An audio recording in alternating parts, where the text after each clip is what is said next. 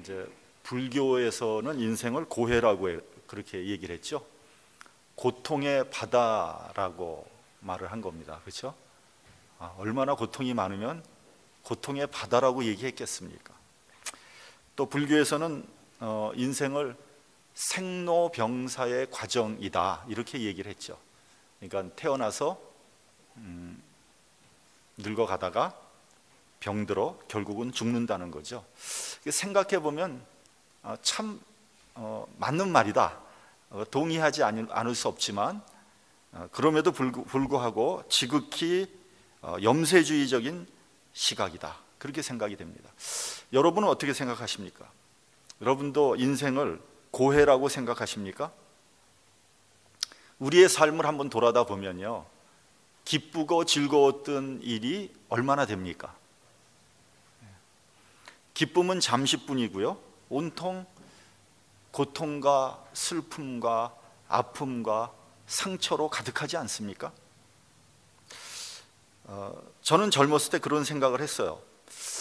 왜 내 인생은 이렇게 힘이 든가? 왜 이렇게 어려운 일이 많은가? 물론 제가 부족하고 못나서 어렵고 힘든 일이 많았겠지만 제가 어찌할 수 없는 어떤 환경이나 조건이 있는 거예요. 내가 잘못하지도 않았고 내가 선택하지도 않은 거예요.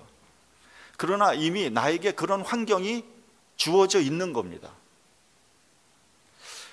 여러분은 그런 생각하지 않으셨습니까? 다른 사람들은 이렇게 행복한 것 같은데, 행복하게 잘 사는 것 같은데 왜 나는 이렇게 좀 어려운가? 왜 나는 이렇게 불행한가?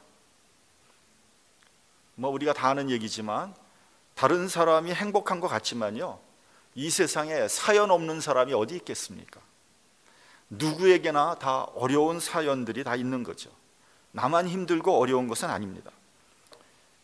요즘 한국 얘기를 안 할 수가 없어요. 한국의 특히 젊은이들 가운데 유행하는 말이 있죠.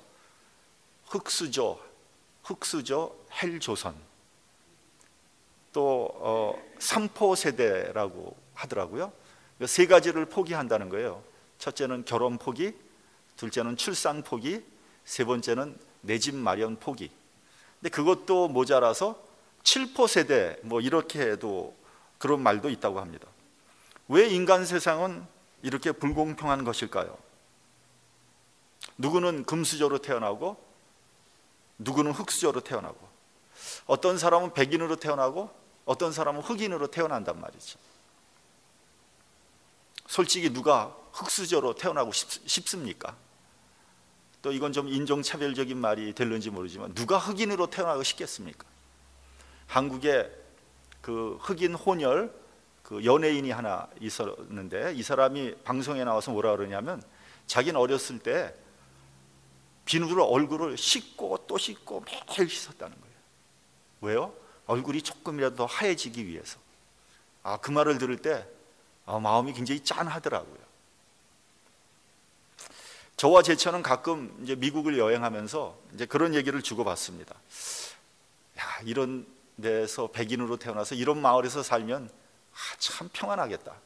가끔 미국 시골에 가면요, 참 조용하고 평안하고 아름다운 백인 마을이 있어요. 그런데 살고 싶죠, 정말. 사실 다 어리석고 부질없는 생각이죠. 여러분, 이 세상에 누군들 고민이 없고 상처가 없겠습니까? 우리가 보기에는 좋아 보여도 나름대로 고통과 상처가 있는 것입니다. 그런 면에서 볼 때 인생은 고해라는 말이 수긍이 돼요.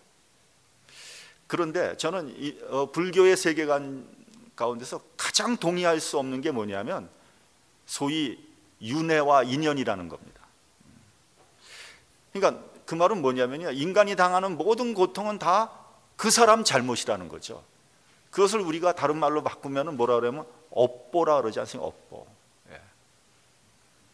그러니까 내가 이 세상에서 고통을 당하는 그 모든 것이 다 내가 전생에 쌓은 업보 때문이라는 거죠.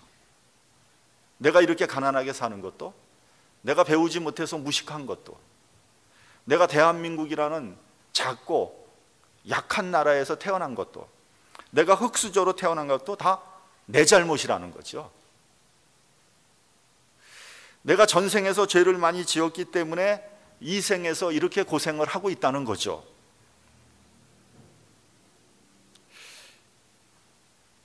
제가 보기를 했습니까? 알기를 합니까? 그런데 전생에서 죄를 지었다는데 무슨 할 말이 있겠어요? 그렇죠? 할 말 없잖아요. 참 억울하기 짝이 없는 논리예요. 그래서 인도에서는 폭동이 일어나지 않는다는 거 아닙니까? 아무리 천민계급으로 태어나도 그 태어난 건 네가 전생에서 지은 죄 때문에 했는데 뭐 내 죄 때문에, 내 책임 때문에 그렇다는데 무슨 할 말이 있겠어요? 한마디로 체념과 포기를 종용하는 부정적인 논리라는 거죠. 제가 예수를 믿고 은혜를 받고 난 다음에 가장 확실한 변화를 말한다면, 전에는 인생을 부정적이고 염세적으로 봤었습니다, 제가. 근데 은혜를 받고 난 후에는 인생을 보는 눈이 긍정적이고 적극적인 관점으로 바뀌었다는 거예요.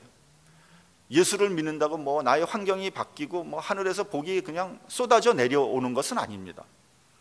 어찌 보면 고난은 하나의 실존이죠.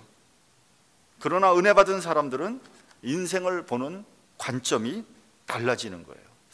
전에는 솔직하게 얘기해서 제가 어린아이를 봐도 불쌍하게 봤거든요. 야, 너도 고생문이 훤하다. 이제 이 세상에 태어나서 고생만 하다가 결국은 죽고 말겠구나. 저 그렇게 봤었거든요.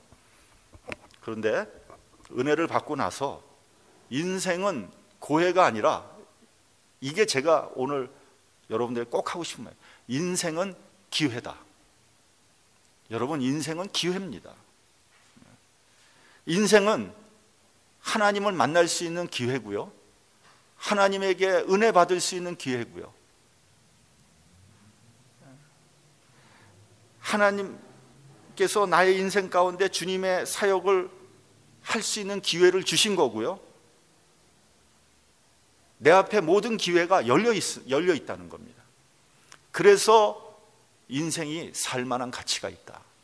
그래서 인생은 아름다운 것이다. 감사한 것이다. 여기에 인생의 보람과 가치가 있고 기쁨의 근원이 있다. 전 그렇게 생각을 합니다. 여러분 꼭 잊지 마시기 바랍니다. 인생은 기회입니다. 여러분들 앞에도 똑같이 기회가 널려 있는 거예요. 그 기회를 어떻게 우리가 사용하느냐가 중요한 차이점을 우리에게 제공한다는 거죠. 오늘 우리가 봉독한 본문을 보면 고난을 세 가지로 분류하고 있습니다. 첫째는 나의 죄 때문에 당하는 고난이 있고요, 둘째는 애매하게 당하는 고난이 있고요, 세 번째는 내가 자원해서 당하는 고난이 있다는 거예요. 첫째, 나의 죄 때문에 당하는 고난이 있습니다. 우리 본문 20절을 함께 봉독을 하겠습니다. 자, 시작. 죄가 있어 매를 맞고 참으면 무슨 칭찬이 있으리요?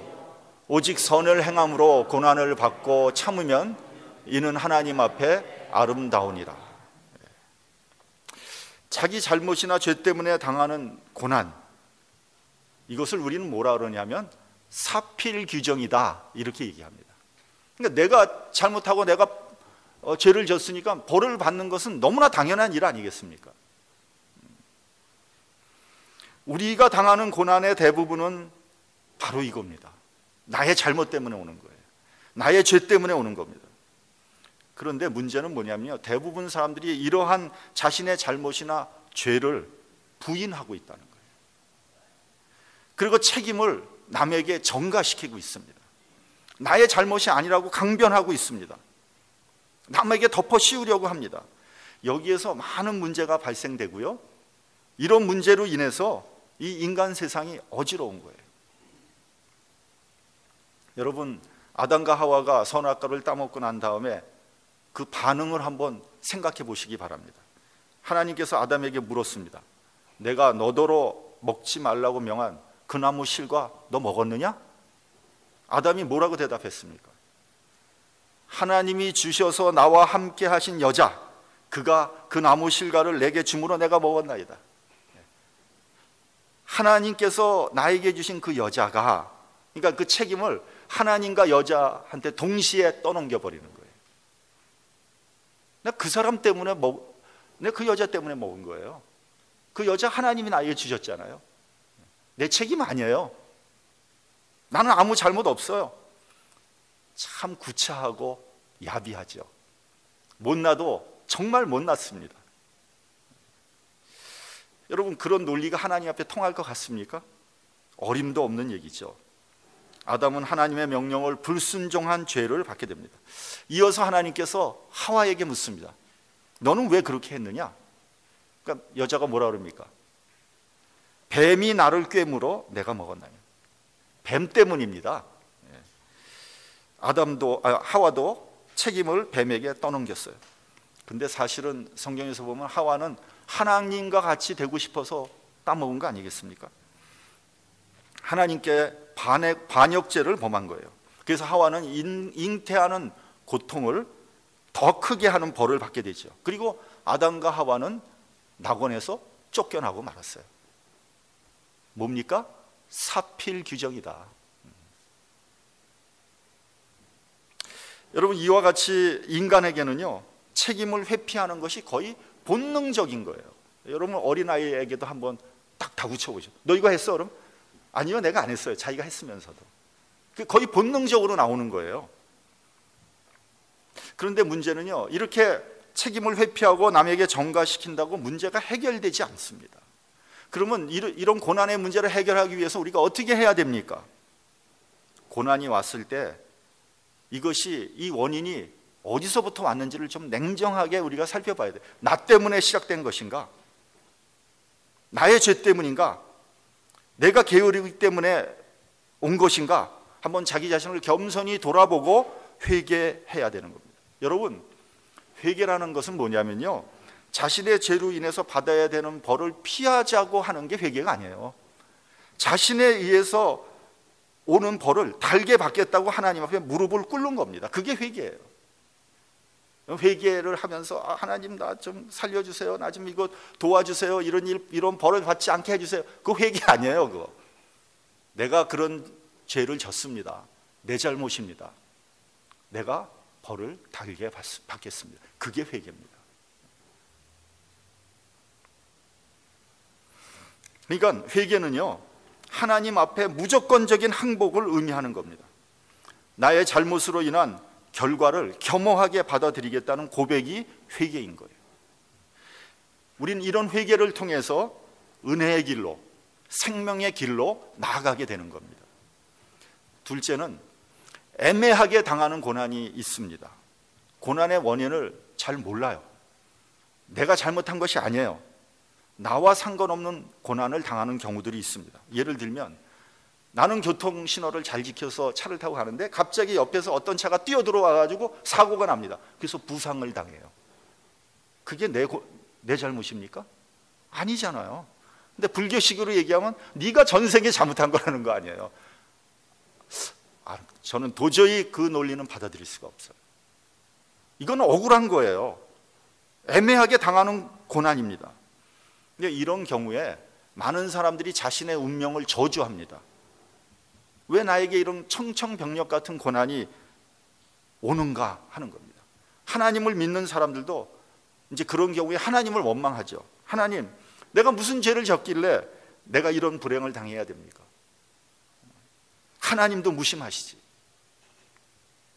그래서 좌절하고 인생을 포기하기도 합니다. 우리 본문 19절 같이 봉독하겠습니다. 시작. 애매히 고난을 받아도 하나님을 생각함으로 슬픔을 참으면 이는 아름다우나. 내 책임이 아니에요. 고난을 당해요. 하나님을 생각하면서 슬픔을 참는다. 또 20절에도 선을 행함으로 고난을 참으면 하나님 보시기에 아름답다. 이렇게 말씀하고 있습니다. 이 말씀의 뜻이 무엇입니까? 이 고난이 내 잘못이 아니고 억울하게 당하는 고난이라고 할지라도 그런 고난 안에 하나님의 뜻이 있다고 인정하고 참고 받아들이고 오히려 선을 행하면 하나님 보시기에 아름답다는 거예요. 예를 한번 들어보겠습니다. 여러분, 혹시 지선아 사랑해라는 책을 아마 대부분 다 읽어보셨을 거예요. 이지선이라는 사람은 이화여대를 다닐 때 오빠와 같이 차를 타고 가면서 음주운전하는 사람이 와서 충돌을 하게 되죠. 그래서 큰 사고가 일어납니다. 그 차가 불이 붙어요. 근데 어떻게 해가지고 오빠가 정신을 차리고 그 동생을 끄집어냈어요. 거의 죽을 뻔하다 살아났어요. 근데 그 얼굴과 온몸에 3도 화상을 입고 약 40여 차례의 대수술을 끝에 이제 살아났습니다. 그러나 아직도 그녀의 온몸과 얼굴에는 치유할 수 없는 큰 흉터가 남아있는 거죠. 여자로서는 감당할 수 없는 그런 비극이죠. 고통입니다. 근데 그 사건 후에 16년 후, 그러니까 작년 2016년에 UCLA 대학에서 사회복지학 박사학위를 받습니다. 그리고 한동대학교 교수로 부임하게 됩니다. 그녀가 이런 말을 했어요. 굉장히 감동적인 말을 했습니다. 하나님께서 장애인을 위해서 살라고 저에게 이런 사고를 주신 것 같습니다. 이 다음이 정말 압권이에요. 저는 사고 이전으로 돌아가고 싶은 마음이 없습니다. 대단하지 않습니까? 그러니까 여러분, 애매한 고난 속에서도 하나님의 뜻을 발견하고 선을 행하는 그녀의 모습이 우리가 보기도 아름다운데 하나님 보시기에 얼마나 아름답겠어요. 유대인의 기도문 가운데 이런 것이 있다고 합니다. 하나님이여, 저는 이해되지 않지만 하나님의 뜻이 있는 것으로 믿고 의심과 원망을 누르고 하나님을 찬양하겠습니다. 이 기도문은 독일의 히틀러가 유대인을 무참하게 학살할 때 만들어진 기도문이라고 합니다. 그러니까 그들은 왜 600만의 동족이 비참하게 학살당해야 되는지, 왜 이런 일이 일어나는지, 왜 이런 순간에도 하나님께서는 침묵하고 계시는지 이해가 되지 않는 거죠. 그래도 하나님을 원망하지 않고 하나님을 찬양하겠다고 기도한 겁니다. 놀라운 기도 아닙니까? 셋째는 자원에서 받는 고난이 있어요. 십자가의 고난이죠. 우리가 알다시피 예수님은 십자가의 고난을 피하려면 얼마든지 피할 수 있었어요. 그런 정황이 성경에 여러 군데 나오지 않습니까? 만약에 예수께서 빌라도에게 자신의 결백을 몇 마디만 증언을 했더라면 아마 십자가에서 죽지 않았을 겁니다. 왜냐하면 빌라도는 예수님을 여러 번 살리려고 노력을 했거든요. 그러나 십자가에 하나님의 뜻이 있음을 알고 자원해서 십자가를 지신 거예요. 요한복음 10장 17절에서 18절을 보면 아버지께서 나를 사랑하신 것은 내가 다시 목숨을 얻기 위하여 목숨을 버림이라. 이를 내게서 빼앗는 자가 있는 것이 아니라 내가 스스로 버리노라. 나는 버릴 권세도 있고 다시 얻을 권세도 있으니 이 계명은 내 아버지에게서 받았노라. 예수께서 우리의 죄를 위하여 스스로 십자가의 길을 가신 겁니다. 자원해서 고난을 당하신 거죠. 여러분, 우리는 종종 십자가를 아주 왜곡되게 그렇게 해석을 합니다. 자녀들이 말을 듣지 않으면 그 속을 새기면 자녀가 나의 십자가다. 또 남편이 교회도 안 나오고 술 마시고 속새기면 남편이 나의 십자가다. 이렇게 얘기합니다. 그럴 수도 있어요. 자녀가 십자가가 될 수 있고 남편이 십자가가 될 수도 있어요. 근데 한번 들여다보세요. 그것이 과연 십자가인지. 예를 들면 자녀가 말을 듣지 않고 말썽을 부린다. 그 가정교육 잘못시킨 거 아닙니까? 남편이 교회도 안 나오고 술 마시고 계속 그냥 속을 새긴다. 내가 아내로서 남편한테 좋은 영향력을 주지 못한 거예요. 결국 자신의 허물이요 잘못입니다. 나의 모습을 가장 잘 아는 사람들이 집안 식구죠. 그러니까 집안 식구를 전도하기가 제일 어렵다는 거 아닙니까? 너무 잘 아니까. 문제는 우리가 그리스도인으로서 집안 식구들에게 좋은 영향을 주고 있는지, 나는 부모로서, 나는 남편이나 아내로서 배우자에게 참된 그리스도인으로 존경을 받고 있는지, 감동을 주고 있는지 한번 냉정히 한번 생각해 볼 필요가 있어요. 여러분, 부모가 자녀에게 자녀 불러놓고 신앙생활 잘해라 이렇게 훈계를 하면 자녀들은 어떤 생각을 할까요? 우리 어머니 아버지가 나한테 신앙생활 잘하라고 했으니까 열심히 해야지 할까요? 아니면 당신이나 잘하세요 그렇게 생각할까요? 저는 이세 목사에게 참 가슴 아픈 얘기를 한번 들은 적이 있어요. 그 이세 목사하고 이제 교단 모임에서 한 방을 쓰게 됐어요. 그래서 이제 뭐 할 얘기도 없고 그래서 이세 목회가 어떠냐 물어봤어요. 굉장히 어렵다는 거예요. 그래서 나는 일세 목회만 어려운 줄 알았는데 이세 목회가 어렵다 해서 뭐가 그렇게 어렵냐? 그랬더니 하는 말이 이세들도 일세를 닮아서 그대로 한다는 거예요. 똑같다는 거예요. 일세 목회하고 교회에서 그렇게 미워하고 시기하고 분쟁한다는 거예요. 지금 이세들 중에서 교회를 떠난 우리 자녀들이 굉장히 많습니다. 여러분, 우리가 도대체 우리 이세에게 무엇을 물려줬는지 한번 심각하게 되돌아봐야 돼요. 마태복음 16장 24절을 보면 주님께서 제자들에게 이렇게 말씀하셨습니다. 아무든지 나를 따라오려거든 자기를 부인하고 자기 십자가를 지고 나를 좇을 것입니다. 제자들에게 자기 십자가를 지라고 했어요. 무엇이 자기 십자가입니까? 저는 두 가지가 있다고 생각합니다. 첫째는 이 패역한 세상, 이 사악한 세상에서 선을 행하다 고난을 당하는 거예요. 선을 행하면서 손해를 보고 고난을 당해도 묵묵히 그 길을 가는 것, 그거 십자가 길입니다. 여러분, 선을 행하면 칭찬받을 것이다 라고 생각하면 이건 큰 오해예요. 선을 행하면 손해보고 핍박당합니다. 왜요? 세상이 악하기 때문에. 세상이 죄악 세상이기 때문에 그렇습니다. 여러분, 선인과 악인이 같이 있으면 누가 손해볼까요? 선인과 악인이 같이 있어요. 누가 손해봐요?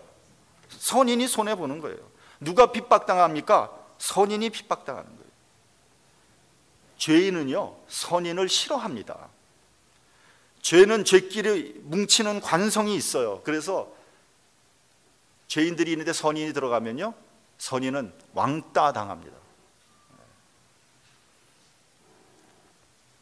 또한 죄는 강력한 동화력이 있어요. 그래서 죄인들은 다른 사람들도 자기와 같은 죄인이 되기를 원하는 거예요. 그래야지 자신의 죄가 가벼워진다고 생각하기 때문입니다. 그것이 범죄를 하는데 공범을 만드는 가장 중요한 이유예요. 요한복음 3장 20절을 보면 이렇게 되어 있습니다. 악을 행하는 자마다 빛을 미워한다. 악인들은요, 밝은 것이나 선한 것을 좋아하지 않기 때문에 선한 사람들에게 고난을 주고 핍박을 주게 되는 겁니다. 그러므로 선을 행하다가 고난을 당하면 기뻐하십시오. 여러분은 지금 십자가를 자원해서 지고 가는 거예요. 둘째로, 주님의 이름으로 고난을 당할 때 십자가 지는 겁니다. 여러분, 불신자들은요, 신자를 좋아하지 않아요. 예수 믿는 사람들은 어디를 가도 미움을 받습니다. 그리고 핍박을 당하게 돼 있어요. 여러분, 예수를 믿는데 여러분이 미움 받지 않고 핍박을 당하지 않는다면 그건 뭔가 잘못된 거예요. 물론 예수 믿는 사람들이 열정적으로 전도를 해서 미움을 받기도 해요. 그런데 한번 생각해 보세요. 우리가 뭐 총칼을 들고 억지로 강압적으로 전도하는 거 아니잖아요. 겸손한 자세로 헌신하고 봉사하면서 전도를 해요. 그리고 전도를 해서 자기가 싫으면 안 믿으면 그만이에요.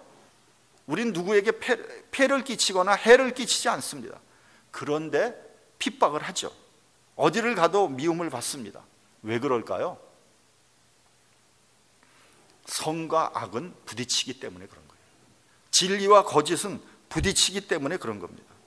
그래서 역사적으로 수많은 악한 정권들이 무지막지한 권력의 힘으로 기독교를 말살하려고 정말 별 노력을 다 했습니다. 그러나 기독교는 절대로 무너지지 않았어요. 위축되지도 않았습니다. 핍박하면 할수록 더 강력하게 일어섭니다. 그리스도의 사랑이 세상 권력을 이깁니다. 그리고 여태까지 역사상 악한 정권들은 다 무너졌어요. 과거에 모택동이요 이런 말을 했습니다. 중국에서 기독교는 완전히 박멸됐다 선언했어요. 근데 중국이 개방되고 나서 보니까 기독교인들이 더 많이 늘어져 있다는 거 아닙니까? 북한은 아예 기독교인의 씨를 말리려고 합니다. 걸리면 뭐 영원히 수용소에 가는 거고요. 더 안 좋으면 사형당해요. 직결 처분 당합니다. 그런 암울한 상황에서도 지하교회가 있고요. 지하교인들이 있다는 거예요.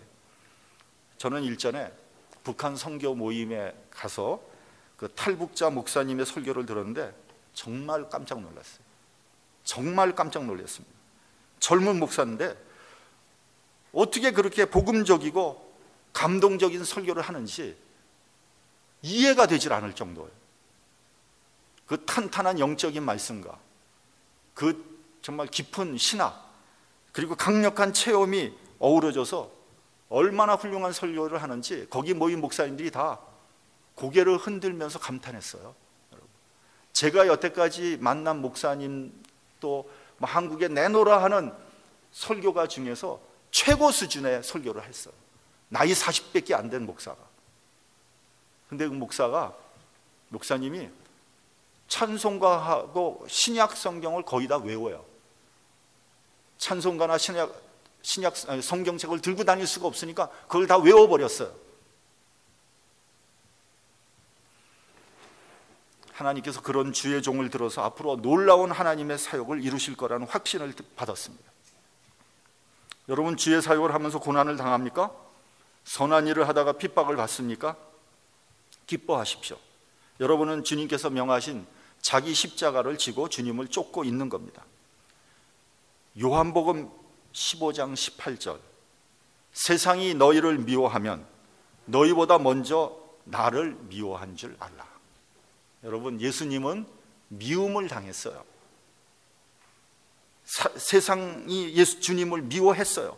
지금도 미워합니다. 그러므로 여러분, 세상에서 칭찬을 받고 영광을 받으려고 하지 마십시오. 그 길은 사망의 길이에요. 오직 사랑으로 고난의 길을 택하신 예수님의 십자가의 길을 생각하며 묵묵히 그 길을 따라가는 주님의 제자들이 되기를 바랍니다. 그 길이 바로 하나님께 영광을 드러내는 길이요 생명의 길입니다. 그 길이 우리의 구원을 이루는 제자의 길입니다. 그 길을 따라가는 저와 여러분이 되시기를 주님의 이름으로 축원합니다. 기도하겠습니다.